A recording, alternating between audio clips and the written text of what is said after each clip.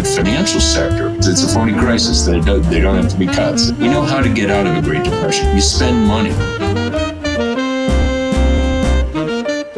If we take a look at the typical worker, they're not doing fine. Hi, I'm Dean Baker, the host of Mostly Economics, and this is our very first segment of the podcast. I'm very happy to have here Stephanie Kelton, who's a professor of economics and public policy at Stony Brook University, formerly chief economist at the Budget Committee of the United States Senate back when Bernie Sanders was the chair and ranking member. And also, she's the author of the rarest of all things, a best-selling book on economics, The Deficit Myth. So very happy to have you on, Stephanie. It's great to be with you. So let me just start by saying Stephanie, of course, is known as one of the leading promoters of modern monetary theory. We'll go back to what that's about, and I think it's important to explain that. Really, it's the most important issue here. I knew many of her colleagues, and I remember back to the 1990s, one in particular, Randall Wray, a little bit older than Stephanie, who was a big promoter of modern monetary theory. And I was on many panels with him, and just to give the time set, this is mid-90s, late 90s. Back at that time, there was really a cult about balanced budgets. And it wasn't just Republicans, it was across the board. Bill Clinton said you had to balance the budget. The Democrats, even Democrats, I was sympathetic to liberal Democrats. They said, you have to say you're going to balance the budget or people won't take you seriously.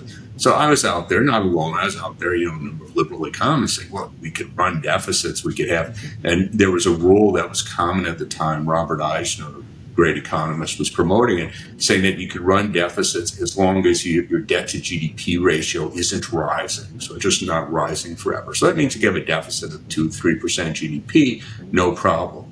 And I and others were trying to make that point. And then I'd have Randy Wray out there going, don't worry, just print money. Now I'm being a little cryptic here, as Stephanie will point out, and we'll get to that. But I was going, that's great. I love to have you out there because I sound like a moderate. So anyhow, then Stephanie comes along, writes a book, and it's a bestseller. So, I'm the one out in the cold here. So anyhow, what I'd like to do is let's just start out. If Stephanie, if you could just give 2 or 3 of what you would consider the main points, the most important points of modern monetary theory. Okay, well, I hope it doesn't come as a surprise to know that you won't find anywhere in the book a recommendation that we should print money. So that's not going to be part of it. I know you were. I know you were, but it is, a thing that gets repeated a lot. And we, of course, are driven eternally crazy by that, because what we're doing really, Dean, with MMT is trying to provide just an honest account, an accurate description of the monetary system that we have today. What we have is for better or worse, love it or hate it, it is a fiat currency that we have. We don't have a currency that is tethered to gold. We're not on a fixed exchange rate anymore. And it does change the rules of the game. It opens up policy space and options for government. And we want to explore those. We want to be honest with people about where the limits are when it comes to operating the government's budget. It doesn't work like a household budget. The federal government is not subject to the same constraints that you and I are. We want to spend more. We've got to be able to find the money. We got to be able to earn the dollars or borrow the dollars, and we really can't spend unless we can first get a hold of the dollar. And so one of the things that we've tried to do in the MMT academic community is to go through, the balance sheets and the accounting and get into the nuts and bolts of the mechanics of government finance and explain to people how it really works. And how it really works is every single dollar the federal government spends is a newly created dollar. There's no other way for it to work. So there isn't a recommendation that the government could or should print money and pay the bills that way. It's already how it works. So it's a sort of starting point for MMT to understand and to help people understand that the federal government is the issuer of the currency. It can never run out. It can't be forced into bankruptcy. You hear people like Elon Musk talk about the federal government is going broke and we've got to take all of these drastic steps. This is just simply not the case. So the starting point for analysis in MMT is understanding the nature of the monetary system. How does a modern fiat currency work? And then once you have that understanding, what are the policy options available to governments that operate with currencies like the US dollar or the Japanese yen or the British pound. And what are the limits? Yeah, if I could just emphasize that for a second, we get this rhetoric, and certainly Elon Musk has been out there on Twitter or X, pushing it to his hundreds of millions of followers that, oh my God, the government isn't going to be able to borrow any more money. No one will lend us the money. We come back to whether they lend it or not.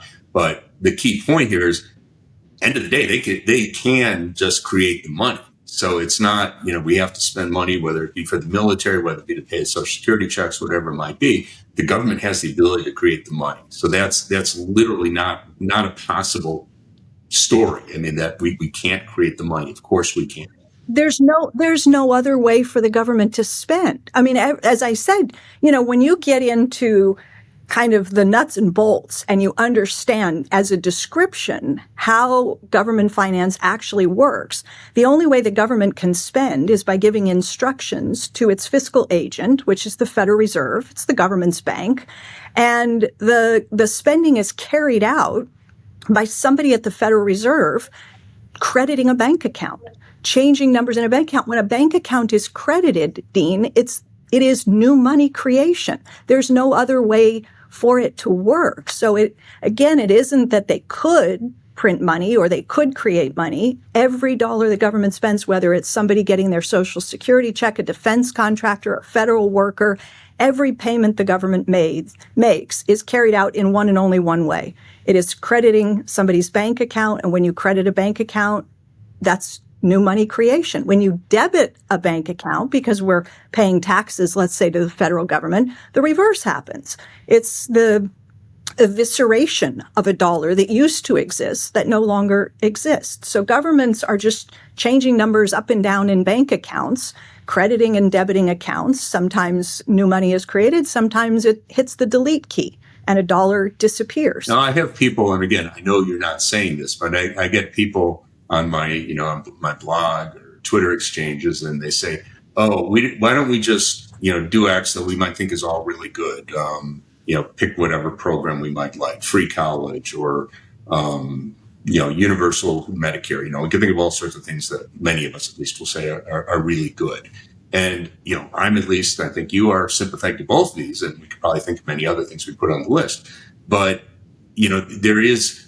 I guess I'm asking, so there is a limit to what we might be able to do absent tax increases or other changes in the economy. Yeah, I mean, that's really the core of MMT. Once you get the recognition, you get it out of your head that you have to find the money and that money is the great challenge we face. It's finite, you got to run around digging holes in the ground to try to find money to pay for things. You say, no. Okay, we have a modern fiat currency. The currency can be created at will if the votes are there and Congress wants to do free college or Medicare for all. The funding can always be there. The challenge that MMT economists have tried to, drive home with people is to say, but the money does you no good if the real resources aren't there. What if we woke up tomorrow and, Senator Sanders was successful and convinced enough of his colleagues that we should move to Medicare for all overnight? And not only Medicare for all, but the kind that he wants that includes dental and vision, mental health care, long-term care, the big beefed up Medicare for all. And he goes around and his colleagues say, okay, Bernie, you finally wore me down. I'm going to vote for your bill. And everybody wakes up tomorrow morning and they're told you have Medicare for all. Whoopee! Problem solved. No, wait a minute. Where are people going to go to see the audiologist, to see the optometrist, to get the help that they need with long-term care and mental health? We don't have the professional staff, right? The medical staff, the facilities to make good on the real promise. The real promise is you get healthcare benefits of this type, but paying for the benefits is easy, but resourcing them is hard. And the same is true of free college. You can tell everybody they can go to college for free, but if you don't have the faculty and the dorms and the parking spaces and the labs and everything else, then it doesn't do much good to pass a bill that says everybody can have something if it isn't really available. And so that's the limit. You got to be able to resource it in real terms. The financing is the easy part. Resourcing is the challenge. I think that's a great contribution, at least to my mind, of modern monetary theory, that, it really focuses on what's the issue. So I'll go back to kind of the textbook Keynesianism that I taught many years. I don't know if you ever taught it. I'm sure you were exposed to it, where you go, okay, the government runs a big deficit and that puts up interest rates. You go, well, it doesn't have to push up interest rates. We could have the money. We create the money. It doesn't have to push up interest rates. And then the response is, well, that would create inflation. You go, okay, well, would it create inflation? And that's exactly the issue. Do we have the resources to cover, to do the things that we're appropriating money for? And, part of that is not just the quantity, but it's also where it actually is. So we might have the resources if we were to say spend another $200 billion on, I don't know, buying cars for people. Probably not the best thing to do, but suppose we're spending another $200 billion. The government's going to give out gift certificates to buy cars for people. Maybe we could do that. I haven't studied it, but let's hypothesize we could do that because we do have factories. Maybe you could run full capacity, whatever. People would understand that issue. You go, okay, we're going to take $200 billion and use it for providing healthcare. That won't be enough to provide for everyone, but certainly extend healthcare considerably. Do we have the resources? Well, my guess is we actually don't, because we do have shortages of a lot of healthcare professionals right now. So if we tried to do that, we would have a problem. Now, it doesn't mean it can't be solved, but you just have to take steps. The issue isn't coming up with the $200 billion. The issue is building up the resources of the healthcare sector, making sure we have more doctors, more nurse practitioners, more other professionals, healthcare professionals of various types, and probably some healthcare equipment. But that's really the issue, not the $200 billion per se. Yeah, Dean, you're the expert in this area. You've written more than I would ever even scratch the surface on healthcare. But if you think about Medicare for all, and what it would really do is, by and large, strip out the middlemen, right? The intermediaries in the healthcare system. So when if we were to transition to something like Medicare for all, how many jobs are lost? I've seen one estimate. I think economist out of the University of Massachusetts at Amherst put some numbers to this. And I think direct, not even counting indirect jobs that are lost, those that are tied to the intermediaries in the healthcare system. But it was like 1.1 million jobs that would go away if we transitioned to a leaner, more efficient kind of healthcare delivery system. And so on the one hand, you could say, oh, well, there are a bunch of real resources that are being freed up, but those people are doing paperwork and billing and chasing after people who fell behind on a payment. They can't go be a nurse overnight or be an optometrist overnight. So yeah, you shake free some real resources, some buildings become available, Cerner, whoever, you don't have these large financial healthcare insurance companies. And so a lot of that goes away, but they're not interchangeable parts. You can't just immediately shift them into the areas that you need to deliver the health services. Yeah, no, and it's very funny because I forget who did. Yeah, obviously a lot of people have written up plans for universal Medicare over the years, and I remember maybe more people have done this, but I just remember one in particular where they're talking about just transition for the insured. People lost in the insurance. I don't know. I mean, many of us have talked about just transition for, people losing jobs because of, climate change, people losing jobs in the coal mining industry and, other sectors that could be adversely affected if you try and limit global warming. When you get to people, not that I have anything against people in the insurance industry per se, it just seems a little like I would not have that be the obstacle to universal Medicare. Yeah, a related example would be after the financial crisis and the housing market falls apart. And all of a sudden, you got all these unemployed people who were building homes, and now we're not building homes anymore. So you got a lot of unemployed, construction workers and architects, engineers, those type of people. That would have been an outstanding time to embark on a bold infrastructure revitalization program. You had exactly the kinds of people unemployed that you would easily be able to reemploy and put to work on infrastructure projects. And somehow we just managed to diddle around with, shovel-ready tiny stuff. And we couldn't take advantage of the moment when we had all of the right kinds of skills and the people that we would have needed. And we just couldn't mobilize and put those people back. Yeah, and it really is striking. I think there's still a very low appreciation, even among people of policy. I mean, a random person I grab off the street, how much the housing construction sector had collapsed and still has collapsed. So that we were spending at the peak of the bubble in 2005, 2006, about 6% of GDP in residential construction.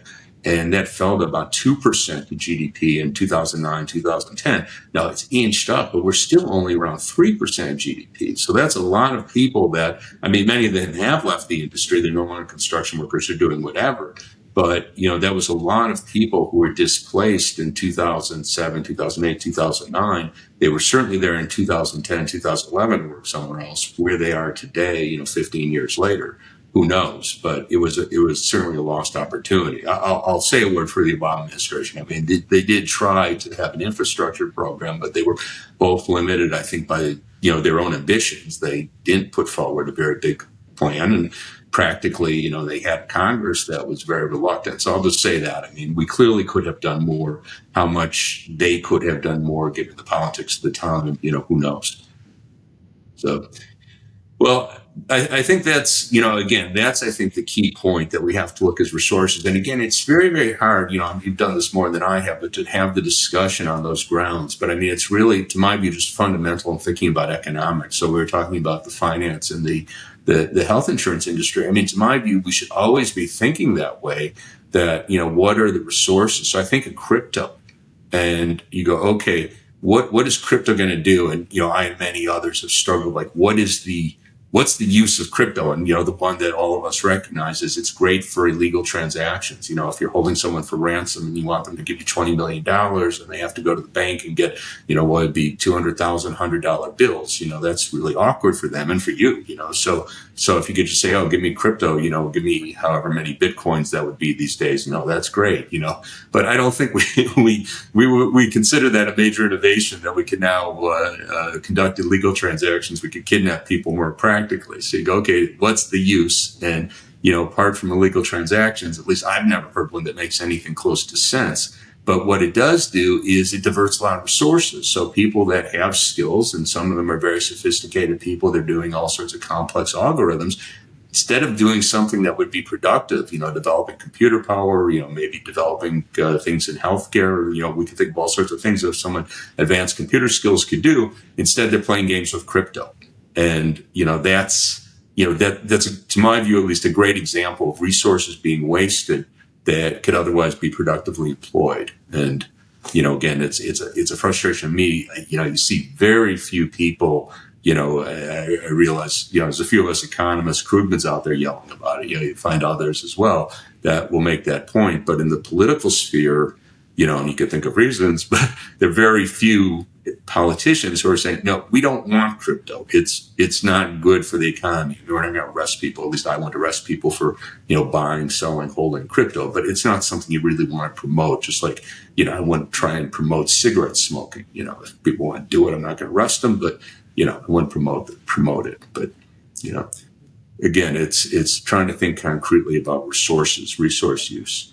I sent you a piece in that vein. I got a big kick out of it because, again, it's not just, as I say, if we're just the people on the street, we go, okay, we have to educate the people on the street. We should try to educate people on the street, but it's people involved in policy and people writing about policy. So there was a piece in the New York Times, I think about a week ago, written by a reporter. It's a good reporter, actually. I know him that he's been reporting for Times for more than 3 decades. And he's in China now. And he said, China's got really serious problems. Their economy is slowing down, but they can't spend money to boost it because they have a big deficit. So I sent that to Stephanie. You want to tell me why that's not quite right? Well, I mean, go back to the way we started the conversation, right? Does the Chinese national government have the power to issue the Chinese currency? Do they have the monopoly? Are they the sole supplier of the currency? The answer is yes, you're not going to run out. So I read the piece, and there's no point that I recall when I read it where there's a distinction between the challenges that local governments are facing and what the national government can do. They just are treated as one and the same, that somehow both of them are running short of money. The revenues are drying up at both the local level for reasons that were explained. A lot of it apparently has to do with the fact that land sales have slowed significantly. And as local governments sold off land, that was kicking off a lot of revenue for local governments. And that has slowed substantially as the housing problems have taken hold. And so people aren't selling the land because they're not building because they overbuilt. And so that part of the revenue has slowed down. And then apparently tax revenue is also down. And they're saying, well, look, at the state level, at the national level, government is seeing less revenue come in. And therefore, they don't have money to spend. So they have all these needs, and you've got a government that's sort of resistant anyway to doing stimulus that could be aimed at supporting consumption. That kind of, well, we don't want people getting too comfortable and expecting, a stimulus check to show up and help you support your consumption needs. We want to keep people hungry and rugged, and so I think President Xi has been of that mind, wanting to be very careful about just how much money you put into people's hands for the sole purpose of supporting consumption spending and the economy that way. But if he wanted to, of course, he's got the capacity to just dispense money. You can just credit bank accounts and all of a sudden, people can wake up in the morning and have more money than they had the night before. There's nothing to prevent the federal or national government from doing something like that. They issue the currency. They're not going to run out. They're not financially constrained the way the local governments are, the way households and businesses are. So I think that piece was pretty confused, failed to make a really important distinction. And that point about local governments is very, very important. That's true here as well. So, the state of Illinois, the city of New York, they're very much constrained. So when the governor or the mayor says, look, I don't have more money, I'd like to do X, Y, and Z, but I don't have more money. That's actually, not always, but it's often largely true because they can't just say, okay, we're going to create the money. The federal government can, and the federal government obviously can help state and local governments because they could send the checks to the state and local governments and say, you know better what to spend on than we do. You could do that. Whether that's the best thing to do or not, it's another question.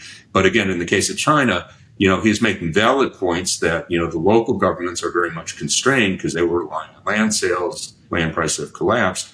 The federal government could alleviate that if they chose to do that. And Xi, for whatever reason, has not. And my dream always, being sarcastic here, is that Xi is going to send a $5,000 check to everyone in China and put Donald Trump's name on it. Probably not going to happen, but if he had a sense of humor, and it would be good for their economy. I'll also mention, again, this is one more thing that in that piece that was just like, oh my God, are you confused here?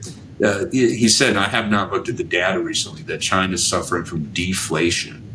I know they have near zero, so I don't know whether it's actually falling or not, but whatever, it's near zero. Point just being that they don't have to worry about inflation in China now. That doesn't mean that they never would have to, but if they were to have a big stimulus program, send people checks or, upgrade their healthcare system, which from what I understand badly needs upgrading, there are many things that they could usefully do.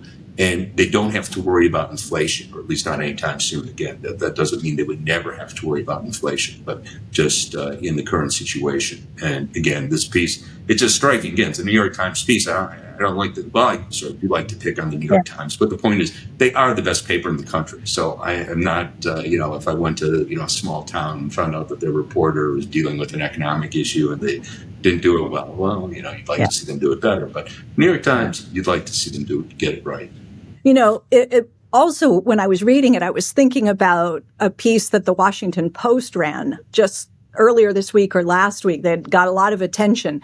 If the argument is China can't spend any money because their revenues are coming in surprisingly short, that's all of a sudden, whoa, where is this drop off in revenue? Now we can't do anything. Well, as the Washington Post reported just in the last week or so, there is an expectation that in the United States, Treasury and IRS are telling us they might see more than $500 billion that would have been paid into Treasury this fiscal and tax year, I should say, I suppose. They think they're going to be not collecting about $500 billion, either because, or some combination, the cuts at the IRS, and people can't get questions answered and maybe they don't file or whatever. But I think the bigger story really is that a lot of people who owe taxes aren't planning to pay them. They're not planning to file, or they're not planning to pay what they really owe because they think the enforcement isn't really very serious at this point. And so You can claim deductions you shouldn't be claiming, or maybe not file at all. And after all, who's going to come after you? They're firing, thousands of people at the IRS, and wink, wink, there's sort of almost a tacit permission slip being given out, rhetorically through this administration, that maybe we don't so much care if rich people don't pay what they owe. And so if the U.S. government is going to be short $500 billion or so, is the New York Times going to write a piece saying Donald Trump and Republicans can't move forward with border and defense and all tax cuts and all the other stuff because we're already, $500 billion short? Maybe they will. If they do, that's wrong too. But I don't think it's going to be very persuasive to Republicans that somehow they have to curtail their ambitions in light of the fact that, there's going to be less money coming into Treasury. Yeah. They don't care. That's a very important point. I don't think they care. It's underappreciated that with the cuts to the IRS and, the explicit that, they're cutting people at IRS, but also making a point of cutting the auditors. So if you're a wealthy person, most of us pay our taxes through our paychecks. So we might not like it, but they already have our money. I feel stupid because I did send a check to IRS. I owed some money this year. But in any case, most of us are paying most of our taxes through our paychecks. So it's not really up to us. As long as the law says that the employer has to deduct your taxes from your paycheck, you've paid it, end of story. But for very high income people who get most of their income from capital gains, stock, interest income, other types of income that's not wage income, they have to send it into the IRS. And if there's no one watching and there's no consequences, well, a lot of them aren't going to do it. And that's what we seem to be seeing already. And it is really striking to me. And I will have to say, and I'm actually very curious to get your reaction on this, I do worry, and this is obviously an extreme case, but if we really do get the idea among the country's rich that taxes are voluntary, that, don't be a fool, so let's say I'm an honest billionaire. So, I owed, $200 million in taxes last year, and I sent the check to the IRS like I'm supposed to. And then all my friends at the country club go, what an idiot. So next year, I'm probably not going to do it. I don't want to be an idiot. So I do worry that you can have a real breakdown. And let me just ask you, do you think there's a potential problem here? I understand we're creating money. I get that and agree. That's right. But if we have a situation where taxes are optional for very large groups of people, do we run into a situation where, basically the integrity of the government gets called into question? That for sure. And also, I think a big inflationary impulse. I mean, this is tantamount to a $500 billion tax cut being given. I mean, it isn't an official tax cut. Congress didn't come up with legislation and pass it that way. But if people are just going to hold on to $500 billion plus that they otherwise would have relinquished, they can turn around and spend a whole lot of that. And I suppose that they will. So I think it undermines the integrity of the system, as you said. I think it is a risk on the inflation front. The value of the currency absolutely is regulated by the push and pull, the spending of currency into the system and the withdrawal. The fact that they take enough of it away from us each year is important to regulate the value of the currency. It can't just spend $7 trillion or so a year and not take out enough from our hands, not take enough away from us, and expect the value of the currency to remain stable. I think that's a very big concern that I have. I tweeted something or posted something about it last week because I don't hear anybody talking about this. There's a lot of recession risk talk out there right now, and I understand that. A lot of it related to concerns about the tariffs and consumers pulling back, businesses pulling back, recession risk is increasing. But with this Washington Post story, I immediately thought, well, there's a countervailing force there, Yeah. So That's one of the things, again, it's kind of funny. I think you're on Twitter, I see on their X, that Elon Musk is going on. I don't follow Elon Musk, but I don't think you could avoid getting his post on it if you're on X. All day. And he's jumping up and down, yelling, $36 trillion in debt, 36. And he's talking about an imminent calamity.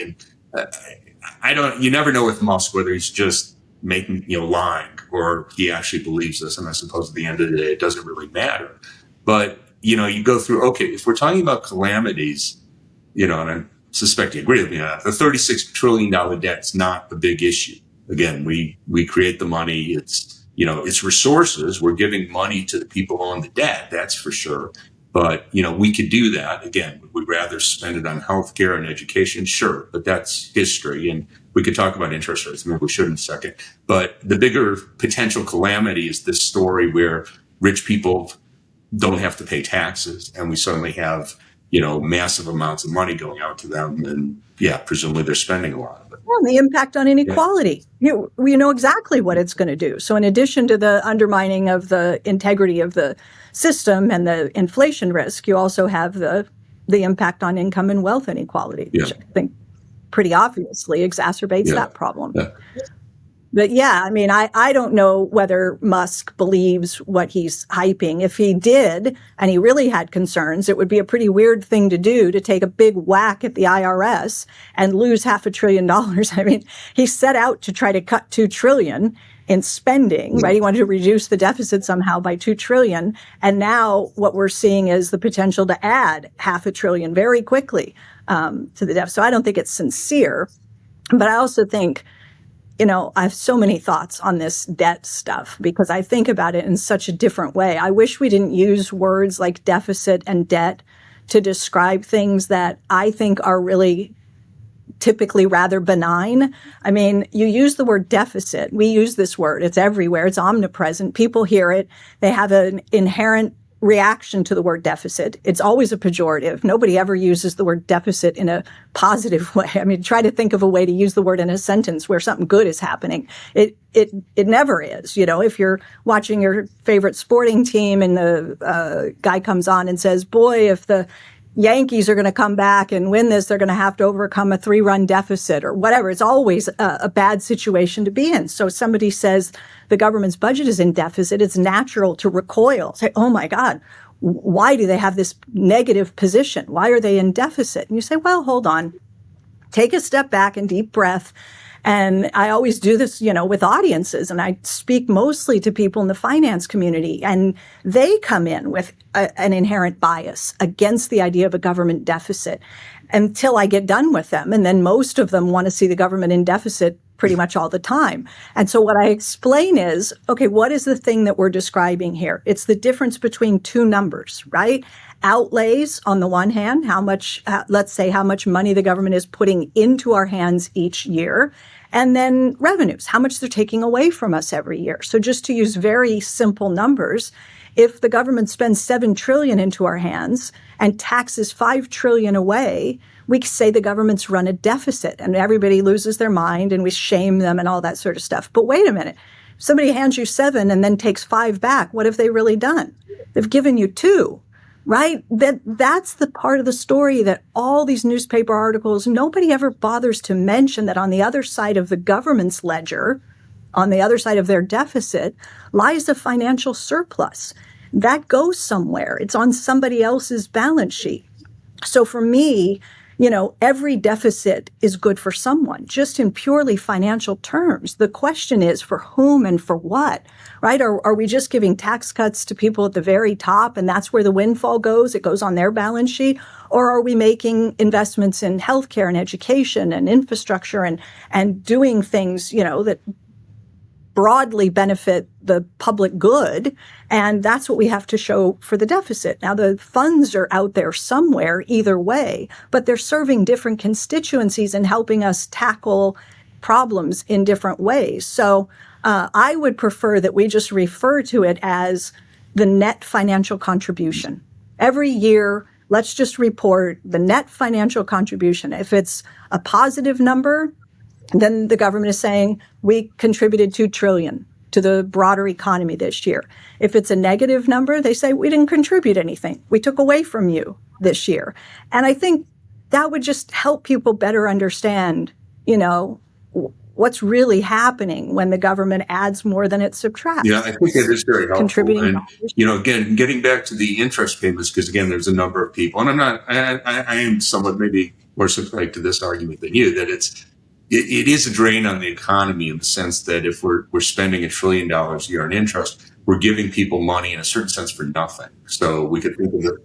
Absolutely, we are in agreement. So it's unfortunate. Now we can't change the fact that these people have claims. At least I'll just say it's difficult. I don't envision we're going to default on the debt. So I think that would create problems if we're to just say, okay, you hold these bonds, we're not going to pay them. Now we can lower interest rates, and this is something about the mechanics of our finance that we have. Again, I don't think we disagree on the mechanics. We're going to disagree on what would be good. But as it is, the government pays the interest. We could in effect, just create money. We don't have to. We could be creating money without issuing bonds. Let's put it that way. And the way we do our finance, for the most part, we don't. And that does create the situation where it actually is somewhat less than $1 trillion. I'd have to check. I don't mean the amount we credit as interest. And again, this goes to accounting, how they account for it, because a lot of the bonds, and I think it's still around 4 or 5 trillion. You might know the number better than I do. But around 4 or 5 trillion of our debt is held by the Federal Reserve Board.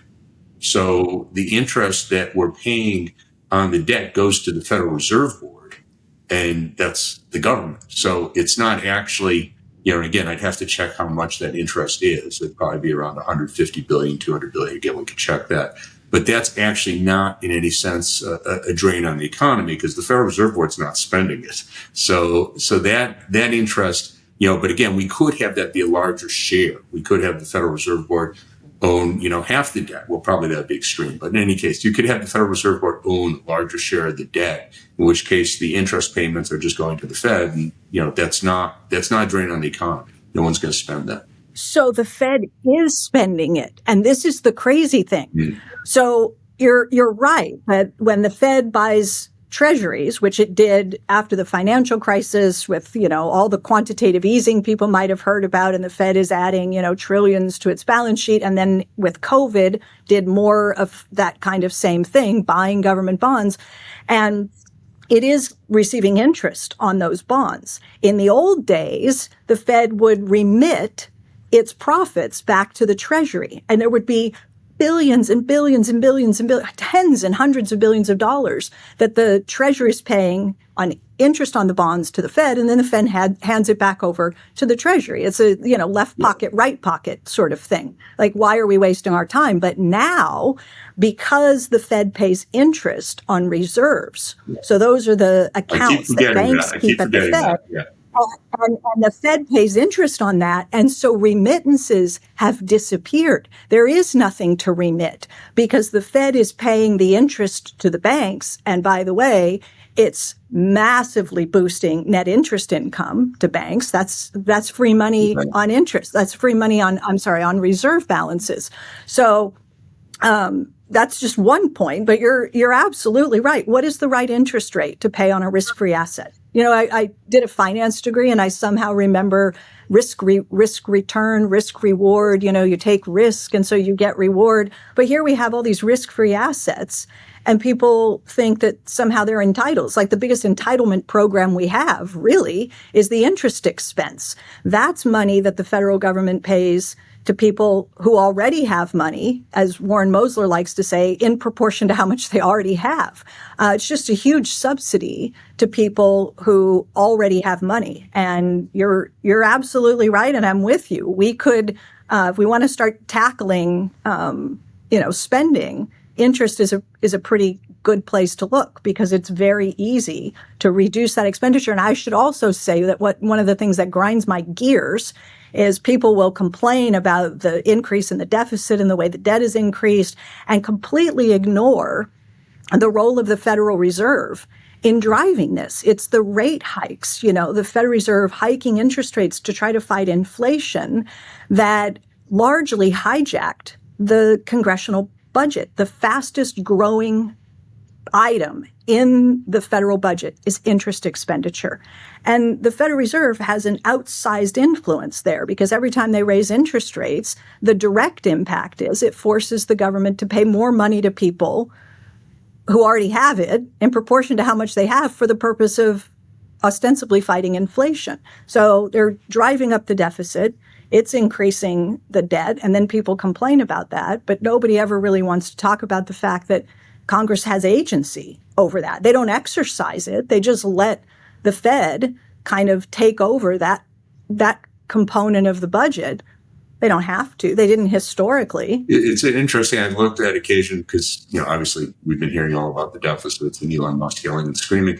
I went back to the 90s and looked at, the projections for spending as a share of GDP and taxes as a share of GDP. My reason for picking on the 90s, we actually had budget surplus at the end of the 90s, 98, 99, 2000. So if you look and see what's different between what we're spending today and what was projected, because we do have the baby boomers. We knew about them back in the 90s. We were born in the 50s and 60s, so they knew about us. But that meant more Social Security and Medicare. But if you look at what was changed in spending apart from the baby boomers, the only thing that's increased is interest. So, everything else, we've had a big fall in tax revenue, by the way. We were projecting tax revenue around 20% GDP. We're around 17. So if you want to go, why do we have, this gap between spending and taxes? It's almost all on the tax side. So let me just conclude. I don't want to keep you forever, though I'm tempted. But, let me just conclude. We're sitting here. It's, March? I guess we'll show this in April. So anyhow, it's still relatively early in 225. What's your biggest fear about the economy, let's say, for the next 3-4 years? What would you see as don't give me a horrible story. I don't want to hear nuclear war. But, what do you see as the kind of the biggest economic bad story that's plausible? Don't give me, plausible story that you'd fear. I mean, I did not think stagflation was a persuasive concern during the COVID inflation. A lot of economists started using that word. It never sounded plausible to me. I couldn't see the scenario whereby you get, simultaneously high levels of unemployment and high inflation running alongside that. Now, I think that's probably my answer. A sort of worst case scenario would be a stagflationary environment. And Dean, Jesus, the fact that it's all gratuitous. I mean, this isn't something that's happening to us. We're not suffering another outside shock. It's not a financial crisis. It's not a pandemic. It's not anything like that. We're just choosing deliberately to take what was a good economy and kneecap it, and then to do this, tariffs alongside and the kind of chaos and uncertainty. And so you're going to get the inflationary pressures that economists have warned about. I mean, she can stand at the podium, the White House press secretary, all she wants, and try to persuade people that tariffs work like tax cuts. But that's just not reality. So we're going to see, and we're seeing prices start to shoot higher.